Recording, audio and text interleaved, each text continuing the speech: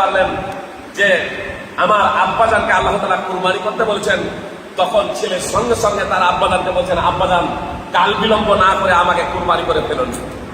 কুরবানি করার জন্য মক্কা থেকে এবার মিনা নিয়ে যাচ্ছেন। দীর্ঘ ইতিহাস আছে, আমি কিছু নির্যাস আপনাদের সম্মুখে ব্যক্ত করছি। মিনা নিয়ে যাচ্ছেন। মিনা যখন নিয়ে যাচ্ছেন, সেখানেও শয়তান আবির্ভূত হয়ে, সেখানে শয়তান প্রকাশ হয়ে মানুষের রূপ ধারণ করে ইব্রাহিম আলাইহিস সালামকে বাধা দিয়েছিল। একমাত্র পুত্র বার্ধক্য অবস্থায় আপনি এই ছেলেটি পেয়েছেন, আর কোন পিতা তার আপন পুত্রকে জবাই করে? ইব্রাহিম আলাইহিস সালাম তখন তাকে 7টি পাথর মেরেছিলেন। সেই জায়গাটা হচ্ছে মিনার জামরায়ে আকাবা। আমাদের বাঙালিরা বাংলাদেশ থেকে, ভারতের এবং পাকিস্তান বাংলাদেশ থেকে যারা হজ করতে যারা যান, তারা তাকে বলেন বড় শয়তান। সাধারণ মানুষরা বিশেষ করে জামরায়ে আকাবাকে বলে বড় শয়তান, জামরায়ে দুনিয়াকে বলেন ছোট শয়তান, জামরায়ে উস্তাকে বলেন মেজ শয়তান, আর জামরায়ে আকাবাকে বলে বড় শয়তান। তো এই জামরায়ে আকাবাকে 7টা পাথর মেরেছিলেন। ইব্রাহিম আলাইহিস সালাম কিন্তু ডাইরেক্ট পাথর মেরেছিলেন। শয়তান সেখান থেকে সরে পড়ে। আবার জামরায়ে উস্তার কাছে আবার শয়তান আবির্ভূত হয়। একটু যখন এগিয়ে যাচ্ছেন, আবার পাথর মেরেছিলেন। এইভাবে 3টা জামরাতে ইব্রাহিম আলাইহিস সালাম 21টি পাথর মেরেছিলেন। তখন তো জামরা ছিল না, আসলে শয়তানকে ইব্রাহিম আলাইহিস সালাম 21টি পাথর মেরেছিলেন। 7টি করে 21টি পাথর মেরেছিলেন। এবার ইব্রাহিম আলাইহিস সালাম শুইয়ে দিলেন ইসমাইল আলাইহিস সালামকে কুরবানি করার জন্য, যেমন পশুকে শুইয়ে দেওয়া হয় কাঁধ করে। তো ইব্রাহিম আলাইহিস সালাম তার পুত্রকে কাঁধ করে শুইয়ে দিলেন। কাঁধ করে শুইয়ে যখন দিয়েছেন, এবার জবাই করার জন্য তিনি প্রস্তুত। সেই সময় পুত্র ইসমাইল আলাইহিস সালাম বলছেন, ইয়া আবাদি ইন্নাহু লাইসা লি সাওবুন তুকাফফিনুনি ফীহি গায়রুহু ফাখলা হাত্তা তুকাফফিনানি ফী। আব্বাজান, আমাকে কুরবানি করবেন, কুরবানি করার পরে যা আমাকে কাফন দেবেন, তো কাফন দেওয়ার জন্য আমার তো আর কোনো পোশাক নাই। এজন্য আমার শরীরে যে পোশাকটা আছে, আব্বাজান এই পোশাকটা আপনি খুলে রেখে দেন, আর আমাকে কুরবানি করার পরে, আমাকে জবাই করার পরে এই পোশাক দিয়ে আমাকে কাফন দেবেন। এই পোশাকটা আমার খুলে রেখে দিন। ইব্রাহিম আলাইহিস সালাম যখন পর্যবেক্ষণ করছে পোশাক খোলার জন্য, তখনই পিছন থেকে আওয়াজ আসছে, আইয়া ইব্রাহিম কাদ সাদ্দাকতা রুয়া। হে ইব্রাহিম, তুমি তোমার স্বপ্নকে বাস্তবে পরিণত করেছো। হে ইব্রাহিম, পিছন থেকে আওয়াজ আসছে, হে ইব্রাহিম, তুমি তোমার স্বপ্নকে বাস্তবে পরিণত করেছো। আল্লাহ স্পষ্ট ভাবে বলছেন, ইন্না হাযা লাহুয়াল বালাউল মুবিন। আরে এটা তো ছিল একটা সুস্পষ্ট পরীক্ষা, এটা ছিল একটা সুস্পষ্ট পরীক্ষা। আমি এটা চাইনি যে তোমার পুত্রকে আমার পথে জবাই করে দাও, আমি এটা তোমাকে পরীক্ষা করতে চেয়েছিলাম যে তুমি আমাকে কতটুকু মানো, তুমি আমার কতটুকু আনুগত্য করো, তুমি আমাকে কতটুকু অনুসরণ করো, কতটুকু আমার নির্দেশকে বাস্তবায়ন করো। এটা আসলে আমি একটু দেখতে চেয়েছিলাম। যদিও আল্লাহ তাআলা তার বাস্তবায়নের আগেই সবকিছু জানেন, ইব্রাহিম আলাইহিস সালাম কি করবেন না করবেন এগুলো আগে থেকেই জানেন, কিন্তু আল্লাহ তাআলা প্রকাশ করে দিতে চেয়েছেন। এই জন্য আল্লাহ তাআলা বলছেন, ইন্না হাযা লাহুয়াল বালাউল মুবিন। নিশ্চয়ই এটা ছিল একটা সুস্পষ্ট পরীক্ষা। পিছন থেকে আওয়াজ আসছে, ইব্রাহিম, তুমি তোমার স্বপ্নকে বাস্তবে পরিণত করেছ। ইব্রাহিম আলাইহিস সালাম পিছন দিকে ঘুরে দেখছেন, তো একটা দুম্বা। আল্লাহ তাআলা ইসমাইল আলাইহিস সালামকে দুম্বার বিনিময়ে মুক্ত করলেন। ওই দুম্বার বিনিময়ে তাকে মুক্ত করলেন। আপনার ওই দুম্বাটাকে ইব্রাহিম আলাইহিস সালাম এবারে ইসমাইল আলাইহিস সালামের স্থানে আপনার কুরবানি করলেন। তাহলে পশু কুরবানি এটা ইব্রাহিম আলাইহিস সালামের যুগ থেকে পেয়ে গেলাম, তাই না? তার আগে পশু কুরবানিও দেওয়া হতো, কিন্তু আপনার পশু কুরবানি জবাই করা হতো না, খোলা আকাশের নিচে রাখা হতো। আর তা আসমান থেকে আগুন এসে ভস্ম করে দিত। পশুও কুরবানি করা হতো, অন্যান্য জিনিসও কুরবানি করা হতো, আল্লাহর জন্য বের করা হতো। যার কুরবানি কবুল হতো আল্লাহ তাআলা তা পুড়িয়ে ভস্ম করে দিতেন, আর যার কুরবানি কবুল হতো না তা অবিকল থেকে যেত। কিন্তু ইব্রাহিম আলাইহিস সালাম যে পশুর গলায় যে ছুরি চালালেন, এটা বিরাট একটা পরীক্ষার পরে, পরীক্ষায় তিনি উত্তীর্ণ হলেন, পরীক্ষায় তিনি সফল হলেন। আগে তো নির্দেশ দেওয়া হয়েছিল তার একমাত্র পুত্রকে কুরবানি করার, একমাত্র পুত্রকে কুরবানি করার। আল্লাহ তাআলা বলছেন ওয়া তারাকনা আলাইহি ফিল আখিরিন, তার ইতিহাস, তার এই সুন্নাতকে আমি পরবর্তীতে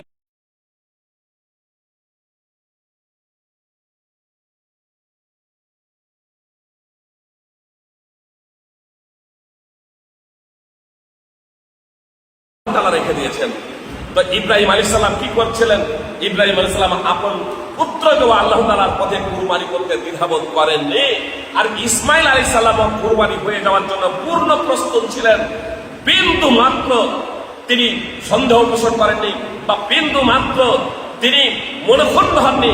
ইব্রাহিম আলাইহিস সালাম যখন বললেন যে তোমাকে আল্লাহ তাআলা আমাকে কুরবানি দিতে বলেছেন, ছেলে সদা সর্বদা প্রস্তুত হয়ে গিয়েছিলেন এবং শুইয়ে দিলেন, শয়ের হয়ে গেলেন, বলছেন আমাকে জবাই করুন আব্বা, আমাকে কুরবানি করুন, তবে আমার পোশাকটা খুলে রেখে দেন। কুরবানি করার পরে, আমি জবাই করার পরে আমি যখন মারা যাব, তখন আপনি আমাকে এই কাফন দেবেন আমার এই পোশাকটা দিয়ে, এই পোশাকটা খুলে রেখে দেন। কতটা তারা নিশ্চিত ছিলেন যে আল্লাহর পথে আজকে ইসমাইল আলাইহিস সালাম যাচ্ছেন, কিছুক্ষণের মধ্যে আমি শেষ হয়ে যাচ্ছি, ইব্রাহিম আলাইহিস সালাম যাচ্ছেন, কিছুক্ষণের মধ্যে আমি আমার পুত্রকে আল্লাহর পথে কুরবানি করে দিচ্ছি। কিন্তু এটা ছিল একটা সুস্পষ্ট পরীক্ষা। এই সুস্পষ্ট পরীক্ষায় ইব্রাহিম আলাইহিস সালাম এবং তার ছেলে উত্তীর্ণ হলেন। সুপ্রিয় ভাই এবং বোন, আমরা পশুর গলায় ছুরি চালাচ্ছি, আমাদের সন্তানের গলায় ছুরি চালাতে হয় না। আমাদেরকে অত বড় পরীক্ষার মধ্যে উত্তীর্ণ হতে হয়নি। ইব্রাহিম আলাইহিস সালাম ডাইরেক্ট পাথর মেরেছিলেন শয়তানকে। আজকে আপনার যারা হজে গিয়েছেন, যারা হজ করে চলে এসেছেন, প্রত্যেকেই ইয়াউমুন নাহার তথা 10 যুলহিজ্জা কুরবানির দিনে ইব্রাহিম আলাইহিস সালাম পাথর মেরেছিলেন। তাই কুরবানির দিনে জামরায় আকবা বড় শয়তানকে 7টি পাথর মারতে হয়। কাবলি ছোলার সমপরিমাণ, কাবলি ছোলার সমপরিমাণ আপনার কঙ্কর, কাবলি ছোলার সমপরিমাণ আপনার ছোট ছোট পাথর 7টি আপনার মারতে হয়। আল্লাহু আকবার বলে আপনার পাথরগুলো আপনার ওই চামড়াতে মারতে হয়। সেখানে কিন্তু শয়তান আজকে মাথা পেতে দাঁড়িয়ে নেই, পিলার করে দেওয়া হয়েছে, প্রতিবিম্ব পিলার আজকে করে দেওয়া হয়েছে, জামরায় আকবা পিলার করে দেওয়া হয়েছে। যে জায়গাতে শয়তান ডাইরেক্ট দাঁড়িয়েছিল, ইব্রাহিম আলাইহিস সালাম পাথর মেরেছিলেন, সেই জায়গাতে আজকে আপনার পিলার করে দেওয়া হয়েছে, প্রতিবিম্ব। আর রাগ সামলাতে না পারে আমাদের এই বিশেষ করে ভারতের এবং বাংলাদেশ পাকিস্তানের অনেক হাজি গিয়ে তখন পায়ের চপ্পল জুতা পর্যন্ত মারতে শুরু করে দেয়। বেটা শয়তানকে আজকে পেয়েছি। আমাদের দেশে এই শয়তান আমাদের খুব বিরক্ত করেছে, মদ পান বানিয়েছে, মিথ্যা কথা বলেছে, সুদ খেয়েছে, ঘুষ খাইয়েছে। ওখানে গিয়ে না বেটা আর তোমার অনুসরণ করছি না, আজকে তোমাকে ভালোভাবে ধরাই দেবো। জুতা দিয়ে মারা এটা সুন্নাত নয়। আপনাকে ওই ছোট ছোট কাপড় ছোলার সমপরিমাণ বা ওই কঙ্কর দিয়েই আপনাকে মারতে হবে। বলার লক্ষ্য এবং উদ্দেশ্য হলো যে 10 যুলহিজ্জা কুরবানির দিন 7টি কঙ্কর মারছেন, পাথর মারছেন শয়তানকে কেন্দ্র করে ইতিহাস। আজকে সেখানে শয়তান দাঁড়িয়ে নেই, ইব্রাহিম আলাইহিস সালাম ডাইরেক্ট মেরেছিলেন। আর আজকে ইব্রাহিম ওখানে শয়তান দাঁড়িয়ে নেই যে আমি শয়তানকে মারবো। কিন্তু আপনার সেই ইতিহাসকে স্মরণ করিয়ে দেওয়ার জন্য যে শয়তান হচ্ছে আমাদের প্রকাশ্য শত্রু, সেই শত্রুর আমরা আনুগত্য নয়। আপনার 10 যুলহিজ্জা সেখানে 7টি পাথর মারা হয়। 11 যুলহিজ্জা আবার ছোট শয়তান, মেজো শয়তান এবং বড় শয়তানকে 7টি করে 3 7 21টি কঙ্কর মারা হয়। আর ছোট শয়তান, মেজো শয়তান, বড় শয়তান মানে আমাদের পরিভাষায় বলছে, আমাদের ভাষায় বলছে। অন্যথায় আপনার জামরায়ে দুনিয়া, জামরায়ে মুস্তা এবং জামরায়ে আকাবা। ছোট শয়তান যে জামরায়ে দুনিয়াকে আমরা ছোট শয়তান বলি, জামরায়ে মুস্তাকে আমরা মেজো শয়তান বলি, জামরায়ে আকাবাকে আমরা বড় শয়তান বলি। তাহলে 10 যুলহিজ্জা কুরবানির দিন 7টি কঙ্কর মারলাম, অর্থাৎ পাথর মারলাম। আপনার 11 যুলহিজ্জা 21টি, 3 7 21টি আবার পাথর মারলাম, কঙ্কর মারলাম। 12 যুলহিজ্জা আবার 21টি কঙ্কর মারলাম। তাহলে 21 তে 42 আর 7টি আপনার হয়ে গেল 49টি। আপনার ওই 3টি যে চামড়া আছে যেখানে শয়তান ডাইরেক্ট দাঁড়িয়েছিল, 49টি পাথর মারা অপরিহার্য যে ব্যক্তি হজ করবে তার জন্য। যে ব্যক্তি হজ করবে তার জন্য 49টি কাকর মারা অপরিহার্য।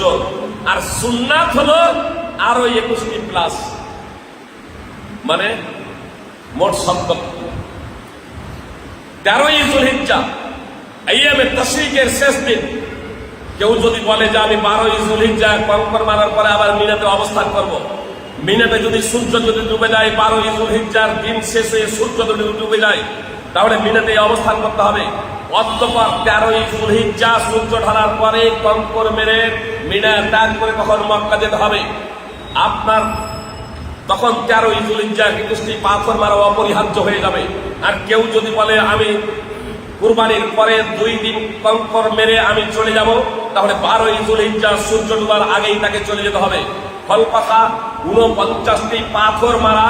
আপনার ইব্রাহিম আলাইহিস সালাম যে শয়তানকে ডাইরেক্ট পাথর মেরেছিলেন, আজকে তার প্রতিবিম্ব পিলার রয়েছে।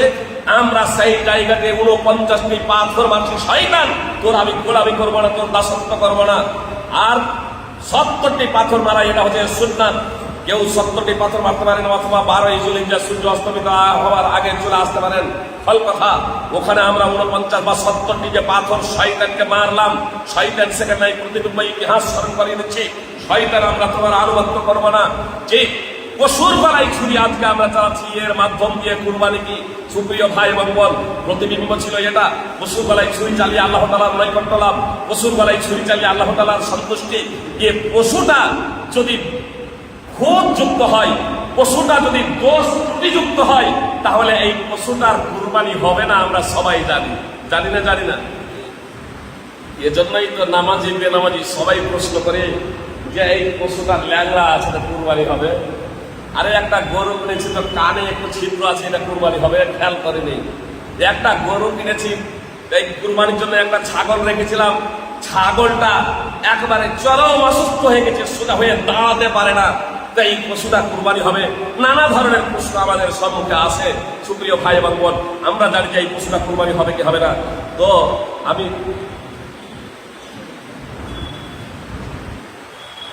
তো এই বিভিন্ন ধরনের কথা আমাদের সামনে আসে যে কোন পশুটা কুরবানির জন্য প্রযোজ্য হবে।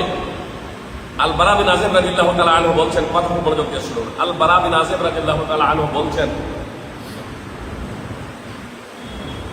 রাসূল সাল্লাল্লাহু আলাইহি সাল্লাম 4 ধরনের ত্রুটিযুক্ত, 4 প্রকারের দোষযুক্ত পশুর কুরবানি দিতে নিষেধ করেছেন। যে পশুতে কুরবানির পশু হলো উট, গরু, ছাগল, ভেড়া। দুম্বা ভেড়ার অন্তর্ভুক্ত, বুঝতে পেরেছেন?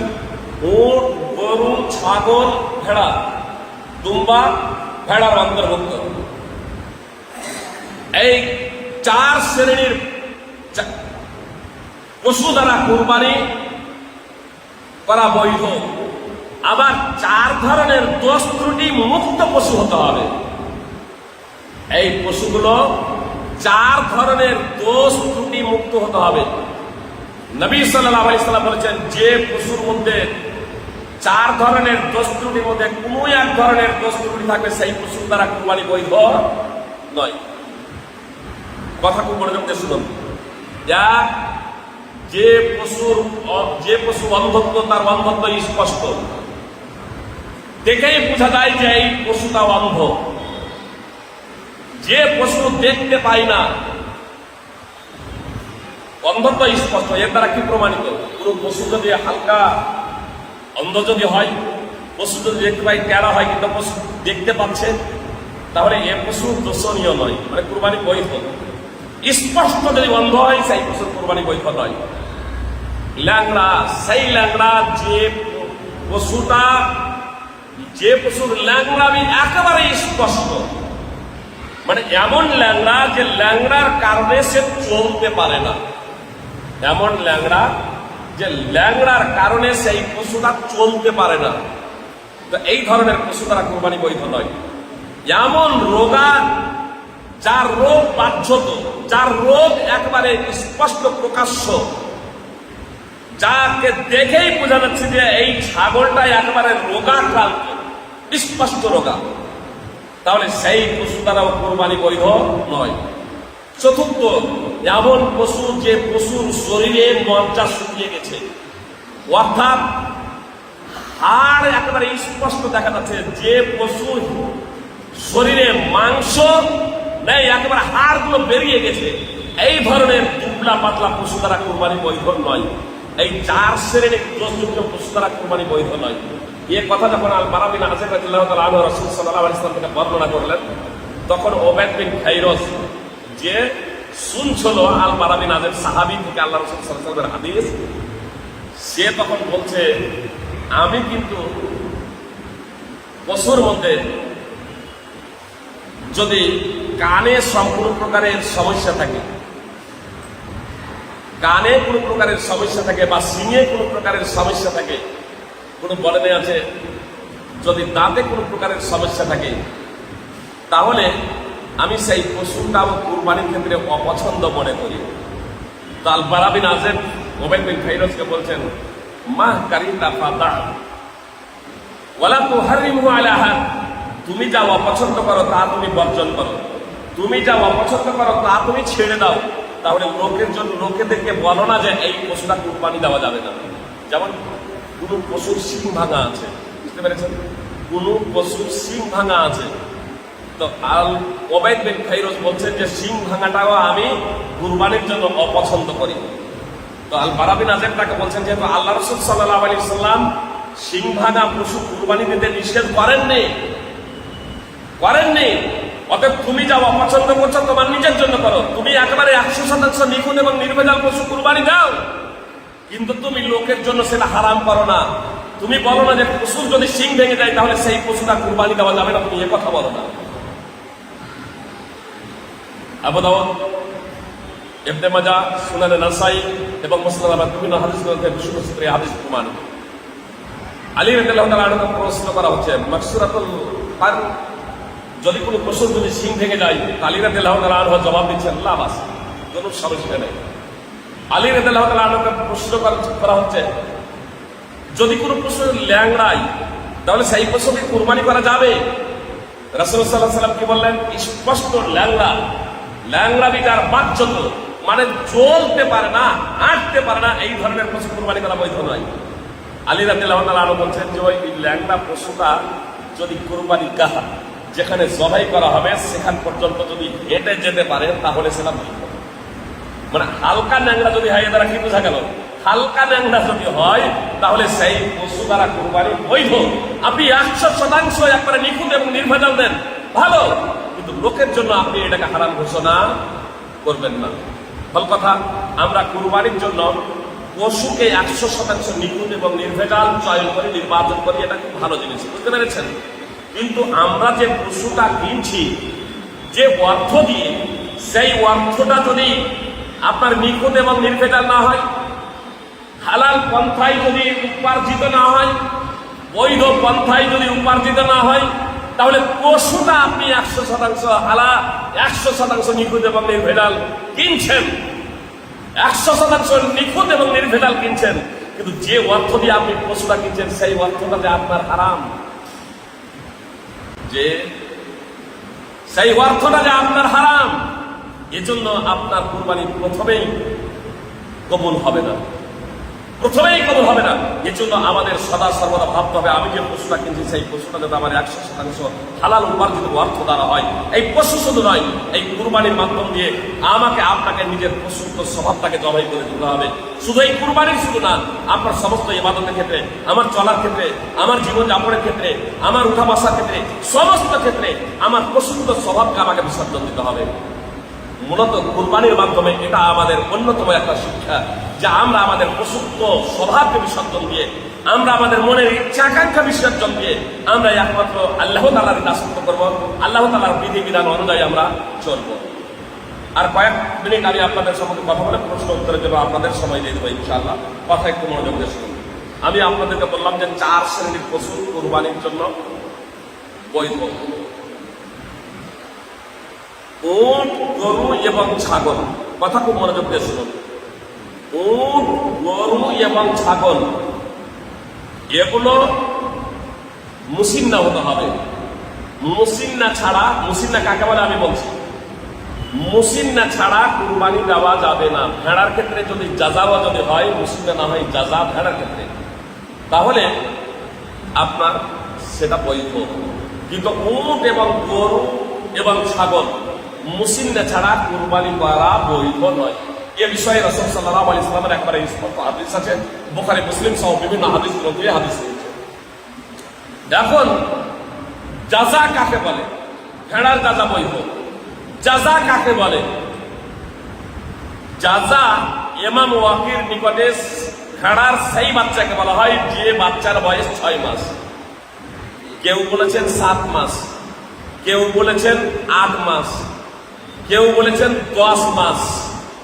ইমাম নাওয়াবী রাহিমাহুল্লাহ এবং ইমাম ইবনে হাজার আসকালানী রাহিমাহুল্লাহ তারা বলছেন, এবং আল্লামা নাসিরুদ্দিন আলবানী রাহিমাহুল্লাহ, ইমাম শাওকানী রাহিমাহুল্লাহ, যে জাযা বলা হয়, ভেড়ার জাযা সেই পশুকে বলা হয়, সেই বয়সের ভেড়াকে বলা হয়, ভেড়ার সেই বাচ্চাকে সেই বয়সের বলা হয় যে বাচ্চার বয়স পূর্ণ 1 বছর হয়েছে। ইমাম নাওয়াবী এবং ইমাম ইবনে হাজার আসকালানী তারা বলছেন যে অভিধানবিদগণ এটাই বলেছেন যে ভেড়ার বাচ্চার বয়স 1 বছর হয়েছে, পূর্ণ 1 বছর, তাকে জাযা বলে। তাহলে জাযার জন্যই 1 বছর ভেড়া। ছাগল, ছাগলের জাযা কাকে বলে? ছাগলের জাযা বলে ইমাম নাওয়াবী সহ আল্লামা নাসিরুদ্দিন আলবানী, ইমাম শাওকানী এবং ইমাম ইবনে হাজার আসকালানী প্রমুখ এবং অভিধানবিদগণ তারা বলছেন, আল্লামা নাসিরুদ্দিন আলবানী, ইমাম ইবনে হাজার আসকালানী রাহিমাহুল্লাহ সহিহ বুখারী হাদিস নম্বর 5556 নম্বর হাদিসের ভাষ্যে 5547 নম্বর হাদিসের ভাষ্যে লিখছেন ছাগলের জাযা প্রসঙ্গে, যে ছাগলের জাযা বলা হয় সেই ছাগলের বাচ্চাকে যে ছাগলের বাচ্চাটার বয়স, সেই ছাগলকে বলা হয় জাযা যে ছাগলের বয়স 1 বছর পূর্ণ হয়ে 2য় বৎসরে পড়েছে। অর্থাৎ 12 বছর হয়ে গেছে, 13-14 মাসে যে ছাগল পড়ে গেছে সেই ছাগলটাকে বলা হয় আপনার জাযা, যতক্ষণ পর্যন্ত তার দুধ দাঁত ঝরে না যায়। বিষয়টা বুঝে এসেছে না আসেনি? আপনার কিছু কিছু আলেম বলছেন যে না, ছাগলের জাযা বলা হয় যে ছাগলের বয়স 1 বছর। কিন্তু আমি আপনাদের বললাম যে অভিধানবিদ এবং অনেক মুহাদ্দিস, ইমাম ইবনে হাজার আসকালানী, ইমাম নাওয়াবী এবং অধিকাংশ ধর্মীয় পণ্ডিতগণ বলছেন যে ভেড়ার যখন বাচ্চা হয় 1 বছর হয় তখন তাকেই জাযা বলে। আর ছাগলের বাচ্চার আগে, ছাগলের আগে ভেড়ার জাযা হয়। আর মুসিন্না কাকে বলে? মুসিন্না ছাড়া বৈধ নয় গরু, ছাগল এবং ছাগল। তো মুসিন্না কাকে বলে? মুসিন্না প্রসঙ্গে লিখছেন যে মুসিন্না হলো সেই পশু যে পশুর দুধ দাঁত ঝরে যায়, যে পশুর দুধ দাঁত ঝরে যায় সেই পশুকে মুসিন্না বলে। কোন পশুর এই সামনের দুধ দাঁত আপনার ঝরে গেছে, ভিতর থেকে যখন দাঁত যখন বের হয় বাজাই, তখন দুধ দাঁত ঝরে যায়, যাকে আমরা দাঁতা বলি। তো দাঁত ঝরে গেলেই আপনার সেটা কুরবানির জন্য প্রযোজ্য হয়ে যায় সকলের ঐক্যমতে। উট, গরু এবং ছাগলের ক্ষেত্রে আপনার দুধ দাঁত ঝরে যাওয়াটা হচ্ছে শর্ত। তার কারণ আবু বুরদা বিন নিয়ার রাদিয়াল্লাহু তাআলা আনহু একদা তার কুরবানির ছাগলটাকে ঈদের নামাজের আগে কুরবানি করে দিয়েছিলেন, ঈদের নামাজের আগে জবাই করে দিয়েছিলেন, কুরবানি করে দিয়েছিলেন। তিনি জানতেন না যে ঈদের নামাজের আগে কুরবানি করা যাবে না, কুরবানির ছাগলটা ঈদের নামাজের আগে। নবী সাল্লাল্লাহু আলাইহি সাল্লাম খুতবা দিলেন, ঈদের মানে সর্বপ্রথম ঈদের নামাজ পড়লেন, তারপরে খুতবা দিলেন। খুতবা দিতে গিয়ে মুহাম্মদ সাল্লাল্লাহু আলাইহি সাল্লাম এই কথা বলেছিলেন, যারা ঈদের নামাজের পরে কুরবানি করবে তো তাদের কুরবানি হবে, আর যারা ঈদের নামাজে, যে কেউ ঈদের নামাজের আগে কুরবানি করেছে ওয়ালা নুসুক আলাহ, তো তার কুরবানি হয়নি। তখন আবু বুরদা দাঁড়িয়ে বললেন, আল্লাহ রাসূল সাল্লাল্লাহু আলাইহি সাল্লাম, আমি আমার কুরবানির পশুটা জবাই করেছি, আমি মনে করেছি আজকে পানাহারের দিন, এজন্য কুরবানির পশুটা জবাই করেছি। আকাল তো ওয়া আতাম তো আহলি ওয়া জিরানি, আমি নিজে খেয়েছি, আমার পরিবারকে খাইয়েছি, পাড়া প্রতিবেশী খাইয়েছি। নবী সাল্লাল্লাহু আলাইহি সাল্লাম বললেন, সাতুকা সাতুলাহাম, তোমার ছাগল গোশতের ছাগল হয়েছে, তুমি কুরবানির সওয়াব পাবে না। ঈদের দিনই জবাই করেছেন, কিন্তু আল্লাহ রাসূল সাল্লাল্লাহু আলাইহি ওয়াসাল্লাম বললেন, তুমি কুরবানির নেকি পাবে না, তোমার এটা গোশতের ছাগল হয়েছে। তখন তিনি বললেন যে আল্লাহ রাসূল, আমার কাছে একটা ছাগল আছে, কিন্তু এই ছাগলটা, যে ছাগলটা আছে যাজা, মুসিন্না নয়, কিন্তু মুসিন্না থেকে ভালো, মুসিন্না থেকে ভালো। কোন বর্ণনায় আছে গোস্তের কুটা ছাগল থেকেও ভালো। যাজা এখনো মুসিন্না হয়নি, কিন্তু মুসিন্না থেকে ভালো। তো নবী সাল্লাল্লাহু আলাইহি সাল্লাম বললেন, ইদ বাহা ওয়ালান তাজজিয়ান আহাদিম বাদাক, তুমি ওই যাজাটাকে, ছাগলের যাজাটাকেই তুমি জবাই করে দাও, কিন্তু তোমার পরে আর কারোর জন্য ছাগলের যাজা বৈধ নয়। মুসিন্না হতে হবে, যাজার বৈধ নয়। এবার যাজার বয়স থেকে, যাজা কাকে বলে বুঝতে পেরেছেন? যাজার বয়সকে নিয়ে কেন্দ্র করে কেউ বলেছে যাজার বয়স যখন যাজা 1 বছরের নিচে, বুঝতে পেরেছেন? কিন্তু সমস্ত অভিধানবিদ বলছেন, ওবাইদুল্লাহ মুবারাকপুরি মিশকাতের যিনি ভাষ্য লিখেছেন মিরাত, তিনিও বিস্তারিত আলোচনা করেছেন। ইমাম নওয়াবী মুসলিমের ভাষ্যকার, সহিহ বুখারীর ভাষ্যকার ইমাম ইবনে হাজার আসকালানী রাহিমাহুল্লাহ, তারা প্রত্যেকেই বলেছেন যে ছাগলের যাজা তাকে বলে যেটা 2য় বছরে পদার্পণ করে, আর যখন দুধ দাঁত ঝরে যায় তখন সেটা হলো মুসিন্না, বয়সের সাথে কোনো সম্পর্ক নেই। এই কথাটা একটু বিস্তারিত ভাবে আপনাদের সামনে উপস্থাপন করলাম শুধু এই কারণেই যে কোন অনুবাদক বুখারী মুসলিম বা বিভিন্ন হাদিসের অনুবাদ করতে গিয়ে যেখানে যাজা শব্দটা এসেছে সেখানে 6-7 মাস লিখে দিয়েছেন।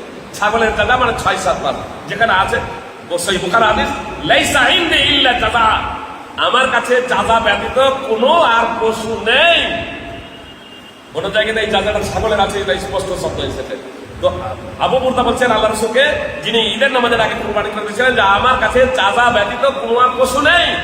তো মুহাম্মদ সাল্লাল্লাহু আলাইহি সাল্লাম তখন বললেন যে ঠিক আছে, তুমি এটা জবাই করো, তাহলে তোমার পরে আর কারোর জন্য বৈধ নয়।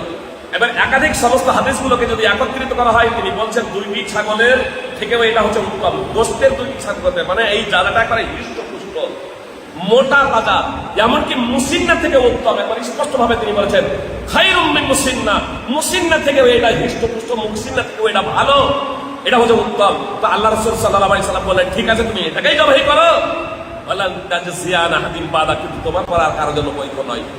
যেখানে যাজা অভিধানবিদগণ এবং অধিকাংশ ধর্মীয় পণ্ডিতগণ বলছেন যে ছাগলের যাজা পূর্ণ 1 বছর হয়ে যখন 2য় বছরে পদার্পণ করে, এমনকি ভেড়ার যাজার ক্ষেত্রে যখন পূর্ণ 1 বছর যখন হয়, আর এটাই হচ্ছে মাশহুর এবং খ্যাত। সেখানে কিছু কিছু অনুবাদকেরা করেছেন কি, আপনার মুসিন্নের ক্ষেত্রে বলে দেন ছাগলের মুসিন্না হলো 1 বছরের, ছাগলের মুসিন্নের ক্ষেত্রে বলে দেন যে 1 বছরের, অথচ এটাকে যাজা 1 বছরের হলে 1 বছরের 2য় বছরে যখন হয় তখন যাজা হয়। আর ভেড়ার যাজা এই ক্ষেত্রে অধিকাংশ রেজালবিদ এবং অভিধানবিদগণ বলছেন যে 1 বছর যখন পূর্ণ যখন হয় তখন সেটা ভেড়ার যাজা হয়, ছাগলের যাজা যখন 2য় বছরে পদার্পণ করে। এ বিষয়ে আমাদের সতর্কতাকে একান্ত কর্তব্য। তাহলে আমরা উট, গরু এবং ছাগল এক্ষেত্রে বাড়ি পোষা হোক বা কিনা হোক, যেখানে বয়সের কোনো কথা উল্লেখ করা হয়নি, আর বয়সকে কেন্দ্র করে ওলামায়ে কেরাম এবং ইমামগণ, ইমামগণ মুহাদ্দিসিনে কেরাম যেখানে মতানক্য করেছেন, বরং অধিকাংশ ইমামদের মতে, অধিকাংশ অভিধানবিদদের মতে এবং অধিকাংশ মুহাদ্দিসিনদের মতে, অধিকাংশ ধর্মীয় পণ্ডিতদের মতে যদি ছাগলের বয়স 1 বছর হয় আর বাড়ি পোষাও যদি হয়, যদিও কিছু কিছু আলেম করেছেন এটা বৈধ, কিন্তু এটাকে বৈধ তারা বলছেন না। তার কারণে এটা হলো যাজা, আর আল্লাহ রাসূল সাল্লাল্লাহু আলাইহি ওয়াসাল্লাম বলেছেন যে যাজা তোমার পর আর কারোর জন্য বৈধ নয়। এজন্য সতর্কতামূলক আমাদের সেই পশু কুরবানি করা একান্ত কর্তব্য। যে পশুর দুধ দাঁত ঝরে যাবে, ভেড়া ব্যতীত যে পশুর দুধ দাঁত ঝরে যাবে সেই পশুদের আমরা কুরবানি করব। আপনাদের বলি, ছাগল এবং ভেড়াতে ভাগাভাগি চলে না, কিন্তু উটে এবং গরুতে ভাগাভাগি চলে। গরুতে সর্বোচ্চ 7, উটে সর্বোচ্চ 10, উটে সর্বোচ্চ 10, গরুতে সর্বোচ্চ 7 কুরবানির ক্ষেত্রে। হাদির ক্ষেত্রে উটে এবং গরুতে উভয়ই আপনার 7, তবে কুরবানির ক্ষেত্রে আপনার গরুতে 7 ভাগে সর্বোচ্চ এই জন্য বললাম একাই দেন আলহামদুলিল্লাহ, দুজনে দেন আলহামদুলিল্লাহ, 2 জন 3 জন 4 জন 5 জন 6 জন 7 জন। কারো ভাগা যদি কেউ ভাগায় কুরবানি দেন, তাহলে কারো ভাগা 7 ভাগের 1 ভাগের যাতে কম না হয়, বেশি হলে কোনো সমস্যা নেই। 7 ভাগের বেশি, আপনার 1.5 ভাগ দিচ্ছেন, 2.5 ভাগ দিচ্ছেন, 2 জনে দিয়ে দিলেন 3.5 ভাগ করে, 4 জনে দিয়ে দিলেন, 3 জনে দিয়ে দিলেন, 4 জনে দিয়ে দিলেন, কোনো সমস্যা নেই। কিন্তু কারো ভাগা যাতে 7 ভাগের 1 ভাগের কম না হয়। বিষয়টা এই ধরনের, মনে করেন একটা গরুতে 7 জন অংশগ্রহণ করছেন, 5 জন 1 ভাগা করে নিচ্ছেন, একজন 1.5 ভাগা নিচ্ছেন, আর একজন 1 ভাগের অর্ধেক নিচ্ছেন, তাহলে এটা বৈধ না। যদিও 7 জন একটা গরুতে অংশগ্রহণ করলেন, তার কারণে একজনের অংশ 7-এর 1-এর কম হয়ে যাচ্ছে। 7-এর 1-এর কারো যাতে কম না হয়। আমাদের সমাজে প্রচলিত আছে 14 জন মিলে গরু কিনতে গেলেন, বা 2 জন 3 জন গরু কিনতে গেলেন, 3 জন 4 জন গরু কিনতে গেলেন, আপনার একটা দলের আছে 2-3 জন, আর একটা দলের 2-3 জন। বাজারে গিয়ে বলছেন যে আরে দুটো গরু তো ঠিক আছে, এটা তাহলে কিনে নেই। একটা দাম হলো 30,000 টাকা, একটা দাম হলো 40,000 টাকা।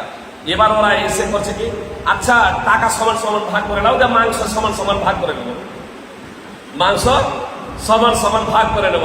সুপ্রিয় ভাই এবং বোন, আপনার এখানে প্রত্যেকটা গরুকে 14 জন করে অংশগ্রহণ করা হলো, যেটা বৈধ না, যেটা বৈধ না। কারো অংশ 7-এর 1-এর যাতে কম যাতে না হয়, এখানে 14 জন অংশগ্রহণ করছে একটা গরুতে, এটা বৈধ না। একজন গরু একটা গরুতে 2 জন অংশগ্রহণ করতে পারে, একজন গরু একাই একটা দিতে পারে, একজন গরু একাধিক গরু দিতে পারে, ছাগল দিতে পারে। আপনি একটা গরু দিচ্ছেন, উট দিচ্ছেন, একটা ছাগল দিচ্ছেন, একজন ব্যক্তি, আমি মনে করেন আমি বাড়ির মালিক গার্জেন, আমি আমার পক্ষ থেকে দেবো, আমার পুরো পরিবারের পক্ষ থেকে দেবো, ইনশাল্লাহ কোনো সমস্যা নেই। কুরবানি যারা আমরা দেব, কথা খুব মনোযোগ দিয়ে শুনুন, যারা আমরা কুরবানি দেবো, চাঁদ উঠে যাওয়ার পরে, জুলহিজ্জার চাঁদ উঠে গেছে, কুরবানি না করা পর্যন্ত তাদের নখ, চুল এবং শরীরের কোনো চামড়া কাটা বৈধ নয়। কোনো এমার্জেন্সি ছাড়া, এমার্জেন্সি মনে করেন কারো হয়তো কোনো কারণে নখ উঠে গেছে, সেটা স্বতন্ত্র ব্যাপার, সেটা বৈধ। কিন্তু সাধারণভাবে চুল নখ কাটা বৈধ নয়, আর দাড়ি মুন্ডানো তো কোনো অবস্থাতেই বৈধ নয়। কিছু ভাইয়াতে কুরবানি দাদা এই কয়েকদিন এরকম দাড়ি ছাড়লো, তারপরে কুরবানি করার পরেই তখন দাড়ি কাটতে শুরু করতে হবে, এটা হারাম, এটা সর্বদাই হারাম। এই জন্য আমাদের সতর্ক থেকে একান্ত কর্তব্য, যারা কুরবানি দিতে অপারক, যারা কুরবানি দিতে সমর্থবান নয়, যাদের কুরবানি দেওয়ার ক্ষমতা নেই, তারা যদি চাঁদ ওঠার পর থেকে নিয়ে ঈদের নামাজ না পড়া পর্যন্ত তারাও যদি চুল কাটা থেকে বিরত থাকেন, চুল নখ ইত্যাদি কাটা থেকে বিরত থাকে, তাহলে তারা কুরবানি করার সমপরিমাণ সওয়াব পাবে ইনশাআল্লাহ। আপনার ঈদের দিনে আপনার নখ চুল ইত্যাদি সবকিছু পরিষ্কার করে নেবে, দাড়ি না, যেটা সদাসর্বদা হারাম সেটা না। আপনার নখ কাটলেন, চুল কাটলেন, যেগুলো কাটা বৈধ সেগুলো আপনি পরিষ্কার পরিচ্ছন্ন হয়ে গেলেন, কুরবানি করার সওয়াব পাবেন ইনশাআল্লাহ। মুসনাদ আহমদ হাদিস নম্বর 6575। আপনারা প্রশ্ন করতে পারেন এই কুরবানি সম্পর্কিত প্রশ্ন। আপনাদের স্পষ্ট এখানে করে দিই যে আপাতত কুরবানি ব্যতীত অন্য কোনো, বা এই যুলহিজ্জা মাসের প্রথম দশক ব্যতীত অন্য মাস এই সম্পর্কে প্রশ্ন করবেন না, বলেন জি।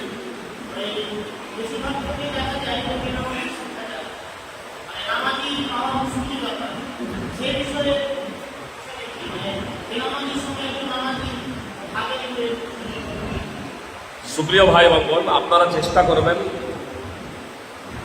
আপনাকে আগে বললাম যে 7টা ভাগ পুরাইতে হবে, এটা জরুরি না, বুঝতে পেরেছেন? 7টা ভাগ পুরাইতে হবে এটা জরুরি না, 2 জনও দিতে পারেন, 3 জনও দিতে পারেন। আপনি একটা ছাগল দিতে পারেন গোটা, বুঝতে পেরেছেন, ছোট। আপনি একটা গরু ছোট দিতে পারেন, বলবেন যে সবাই ছাগলের ব্যাপারে ছোট, ওকে একটা ছোট গড়ে নেবো, 2-3 হাজারে একটা গরু, 2-3 হাজারে ভাই তো হয় না, ছোট গরু। জি, আপনি গরু এরকম দেন, ভাই কোনো সমস্যা নেই, বুঝতে পেরেছেন? তাহলে চেষ্টা করবেন নামাজিদের ভাগাভাগিতে অংশগ্রহণ করা, নামাজিদের কুরবানিতে অংশগ্রহণ করা। বলেন, এটা যদি চেষ্টা করি, মানুষ যদি চেষ্টা করি তাহলে সব হবে, বুঝতে পেরেছেন? আমরা যদি চেষ্টা করি তাহলে সব হবে, প্রচেষ্টা করলে হবে। আমরা নামাজি যারা আছি, ইচ্ছা করলে আমরা নামাজিরা এরকম ভাগে অংশগ্রহণ করবো, হবে না? অবশ্যই হবে। 7টা পুরোতে হবে এটা জরুরি না, 2 জন আছে, 3 জন আছে, ঠিক 50,000 টাকা দিয়ে কিনতাম, 50,000 কিনবো না 7 ভাগে, আপনার 12,000 15,000 দিয়ে কিনবো, 10,000 কিনবো, 2 জন আছে, আমরা একাই কোটা দেবো, একটা ছোট। কুরবানির ক্ষেত্রে দাতা জরুরি, তো আকিকার ক্ষেত্রে কি জরুরি না? আকিকার ক্ষেত্রে দাতা হতে হবে এই মর্মে স্পষ্ট কোনো বর্ণনা নেই, তবে কি কুরবানির উপর অনুমান করে ওলামায়ে কেরাম বলেছেন যে আকিকার ক্ষেত্রে দাতা হওয়াটা শর্ত। এজন্য যেহেতু এটা হচ্ছে একটা ইবাদত, আপনার সতর্কতামূলক দাতাই নির্বাচন করা আমাদের জন্য যদি দিলে এক ভাগ দিলে তো গোটা এসে সব হবে না, 7 ভাগ দিলে একটা হবে। ভাগাভাগিতে যদি কুরবানি দেওয়া হয়, আমি মনে করুন আমরা 7 জন মিলে একটা গরু কুরবানি দিচ্ছি, 7 জন মিলে একটা গরু কুরবানি দিচ্ছি, তাহলে এই ভাগাটা কি শুধু এই 7 জনের জন্যই? আমি একটা ভাগাতে অংশগ্রহণ করলাম, 7-এর 1-এ অংশগ্রহণ করলাম, তাহলে ওই ভাগাটা কি শুধু আমার জন্যই, না আমার পুরো পরিবারকে অন্তর্ভুক্ত হবে? সৌদি ফতোয়া কমিটির মুফতিগণ শেখ ইবনে বাজ সহ শেখ ইবনুল হুসাইমিন রাহিমাহুল্লাহ তারা এই কথাই উল্লেখ করেছেন যে একটা ভাগা একজন ব্যক্তি এবং তার পরিবারকে অন্তর্ভুক্ত করবে। এজন্য আমি একটা গরুতে যে অংশ নিচ্ছি, এটাতে আমি নিয়ত করবো আমার এবং আমার পরিবারের পক্ষ থেকে। সাধারণভাবে এখানে একটা বিষয় এরকম আমাদের বিষয়টা বোঝার চেষ্টা করুন। এই যে ছাগল দিচ্ছি, ছাগলে ভাগাভাগি চলে না, ছাগলে ভাগাভাগি চলে না। মনে করেন আমরা একই বাপের 2 সন্তান, বুঝতে পেরেছেন? বা আমার বাপের আমি সন্তান, আমার সংসার আলাদা, আমার হাঁড়ি আলাদা, আমার বাপের হাঁড়ি আলাদা, বুঝতে পেরেছেন? এখন একটা ছাগলে যদি আমার বাপ আর আমি যদি ভাগাভাগিতে অংশগ্রহণ করি, এটা বৈধ না, বুঝতে পেরেছেন? বৈধ না। কিন্তু আমার বাপ যখন কুরবানি যখন দেবে, আর বাপের যদি ছেলে যদি শতাধিক হয়, আর একই সংসারে যদি তাদের যদি জীবনযাপন যদি চলে, তাদের হাঁড়ি একই, তাদের খানাপিনা সবকিছু একই, বুঝতে পেরেছেন? তাহলে বাপ যখন কুরবানি যখন দেবে একটা ছাগল, আর ও নিজের এবং নিজের পরিবারের পক্ষ থেকে সেই কুরবানিটি দেবে, তখন এবার সকলের জন্যই সেটা প্রযোজ্য হবে, সবাই লিখতে হবে, বুঝতে পেরেছেন? তাহলে বিষয়টা হচ্ছে যে আগে যে তোমার রাসূল সাল্লাল্লাহু আলাইহি সাল্লাম বললেন ছাগলে ভাগাভাগি করেননি, ভেড়াতে ভাগাভাগি করেননি, গরু এবং উটে ভাগাভাগি করলেন, ভাগাভাগির নির্দেশ দিয়েছেন। এই ভাগাভাগির যে নির্দেশ দিয়েছেন রাসূল সাল্লাল্লাহু আলাইহি সাল্লাম, যে গরু এবং উটে ভাগে কুরবানি দেবেন, এ কথায় রাসূল সাল্লাল্লাহু আলাইহি সাল্লাম বলেছেন, দিতে পারে, এ কথায় রাসূল সাল্লাল্লাহু আলাইহি সাল্লাম বলেছেন। তো এর তাৎপর্য হলো সংখ্যাটা বৃদ্ধির জন্য। এখানে যখন একটা ছাগলই দিচ্ছি, সদস্য সংখ্যা যতই হোক না কেন সেটা যথেষ্ট। একাই একজন গরু কুরবানি দিচ্ছি, আমি গরু কুরবানি দিলাম, আমার পরিবারের সদস্য সংখ্যা যদি 100 জন হয়, এ বিষয়ে সমস্ত আহলে হাদিস একমত। এমনকি মোল্লা আলী কারি হানাফি বলছেন, মানে হানাফিদের নিকটে একটা ছাগল দিলে একজন ব্যক্তির জন্যই হবে, পরিবারের জন্য হবে না। তো মোল্লা আলী কারি হানাফি মিরকাতুল মাফাতিহ মিশকাতের ভাষ্যে লিখছেন যে রাসূল সাল্লাল্লাহু আলাইহি সাল্লামের এই হাদিসটা হানাফির মাযহাবকে বিপদে ফেলে দিয়েছে। রাসূল সাল্লাল্লাহু আলাইহি ওয়াসাল্লামের এই হাদিস হানাফি মাযহাবটাকে বিপদে ফেলে দিয়েছে। মানে হানাফি মাযহাবে একটা ছাগল কুরবানি দিলে একজনের জন্যই প্রযোজ্য হবে, পরিবারকে অন্তর্ভুক্ত হবে না। কিন্তু রাসূল সাল্লাল্লাহু আলাইহি ওয়াসাল্লামের হাদিস পুরো পরিবারকে অন্তর্ভুক্ত হবে, পুরো পরিবারকে অন্তর্ভুক্ত হবে। সুপ্রিয় ভাই এবং বোন, তো ভাগে কুরবানি রাসূল সাল্লাল্লাহু আলাইহি ওয়াসাল্লাম সংখ্যা বৃদ্ধি করে, একটা যখন গরু কুরবানি ছিল 7-এর অধিকও হচ্ছিল, এবার ভাগে দিলে আরো সংখ্যাটা কমে যাবে কেন? আসলে গার্জেন, মানে 7 জন গার্জেন একত্রিত হতে পারে একটা গরুতে, সর্বোচ্চ 7 জন গার্জেন, 7 জন মালিক একত্রিত হতে পারে, মালিক কুরবানি দেবে, আর সেই মালিক তখন নিজের পক্ষ থেকে এবং পরিবারের পক্ষ থেকে দেবে। ইবনুল হুসাইমিন রাহিমাহুল্লাহ সৌদি আরবের বিখ্যাত মুফতি, মাজমুউল ফতওয়াতে তিনি লিখছেন যে একটা ভাগা 7 ভাগের 1 ভাগ, এটা একটা ছাগলের স্থলাভিষিক্ত। যেমন একটা ছাগল একজন ব্যক্তি এবং তার পুরো পরিবারের জন্য যথেষ্ট, অনুরূপভাবে একটা ভাগা একজন ব্যক্তি এবং পুরো পরিবারের জন্য যথেষ্ট। এ কথাই বলেছেন সালাফগণ এবং এই কথাই বলেছেন বিদ্বানগণ। কোনো বিদ্বান এবং সালাফ এই কথা বলেননি, উনি বলছেন অতীত কথা, যে কেউ এই কথা বলেননি যে একটা ভাগা কেবল একজন ব্যক্তিকেই অন্তর্ভুক্ত হবে, তার পরিবারকে হবে না। বলেন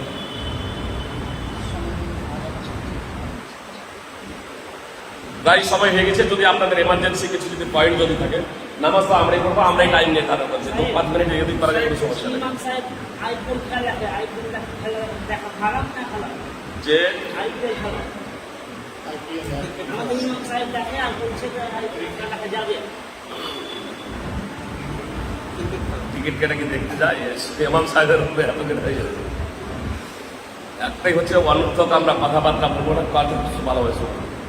অনর্থক আমরা কথাবার্তা বলবো না, অনর্থক আমরা কাজ কাম করবো না, বুঝতে পেরেছেন? আমাদের যাতে সময় নষ্ট না হয় সেই দিকে আমাদের খেয়াল রাখতে হবে, বুঝতে পেরেছেন?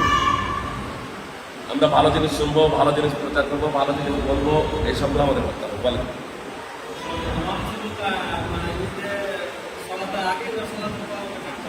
কুরবানির পর, যাদের কুরবানি আছে কুরবানির পর, যাদের কুরবানি নেই ও যদি বিরত থাকে কাটা থেকে, তার জন্য কাটা হারাম নয়। যার কুরবানি নেই তার জন্য কাটা হারাম নয়। কিন্তু সেও যদি ঈদের চাঁদ উঠে যাওয়ার পর থেকে নিয়ে কুরবানি না করা পর্যন্ত চুল নখ ইত্যাদি কাটা থেকে বিরত থাকে এবং ঈদের নামাজ পড়ে সেগুলো যদি কাটে আল্লাহ তাআলা সন্তুষ্টির জন্য, তাহলে সে কুরবানির সমপরিমাণ সওয়াব পাবে ইনশাআল্লাহ। তখন চাঁদ না আমাদের পরে কিন্তু যার কুরবানি আছে আপনার কুরবানি করার পরে। তাহলে কথা এখানে শেষ করছি, শুধু এ কথা বলে আপনার যুলহিজ্জা মাসের প্রথম দশকের বিশেষ মাহাত্ম এবং ফজিলত রয়েছে। এই জন্য এই সময়গুলোতে আমরা বেশি বেশি তাসবিহ, তাহলিল, দান, খয়রাত ইত্যাদি সব কিছু করবো। সাথে সাথে এই যুলহিজ্জা মাসের মধ্যেই একটা আরাফার দিন আছে। আরাফার দিন, এই আরাফার দিনের রোজার মাহাত্ম হচ্ছে যে 2 বছরের গুনাহ মাফ হয়ে যাবে, বিগত 1 বছরের, আগামী 1 বছরের। অবশ্যই গুনাহগুলো ছোট ছোট। সিয়াম ও ইয়াউমে আরাফা, রাসূল সাল্লাল্লাহু আলাইহি ওয়াসাল্লাম বলেন, সিয়াম ও ইয়াউমে আরাফা আতাসিবু আলাল্লাহি আইয়ুকাফিরাল্লাহু সানাতাল্লাতি ক্বাবলা ওয়াস সানাতাল্লাতি বা'দা। রাসূল সাল্লাল্লাহু আলাইহি ওয়াসাল্লাম বলেন যে সিয়াম আরাফার দিনের রোজার প্রতিদান বিনিময়ে আল্লাহ তাআলার কাছে আমি আশা করি যে আল্লাহ তাআলা তার মাধ্যমে বিগত 1 বছরের গুনাহ মাফ মিটিয়ে দেবেন এবং আগামী 1 বছরের গুনাহ মিটিয়ে দেবেন। সিয়ামে ইয়াউমে আরাফা, আরাফার দিনের রোজা হলো 9 যুলহিজ্জা। আমাদের 9 যুলহিজ্জা হচ্ছে আমাদের আরাফার দিন হচ্ছে আপনার আগামী রবিবার অর্থাৎ 16 জুন। 17 জুন আমাদের ইয়াউমুন নাহার, আর 16 জুন হচ্ছে আমাদের আরাফার দিন। এ কথাই সৌদি আরবের বিখ্যাত মুফতি মোহাম্মদ সালেহ আল মুনাজ্জিদ হাফিজাহুল্লাহ বলেছেন, এবং এ কথাই বলেছেন সৌদির বিখ্যাত মুফতি আব্দুল ওয়াসিম রাহিমাহুল্লাহ। আর দলিলের মানদণ্ডে এটাই হচ্ছে প্রাধান্যযোগ্য। আল্লাহু আলাম। আল্লাহ তাআলা আমাদেরকে পবিত্র করেন এবং সুন্নাহ অনুযায়ী জীবনযাপন করার তৌফিক দান করেন। আমিন। আসসালামু আলাইকুম ওয়া রাহমাতুল্লাহি ওয়া বারাকাতুহু। সুবহানাকা আল্লাহুম্মা ওয়া বিহামদিকা আশহাদু আল্লা ইলাহা ইল্লা আনতা আস্তাগফিরুকা ওয়া আতুবু ইলাইক।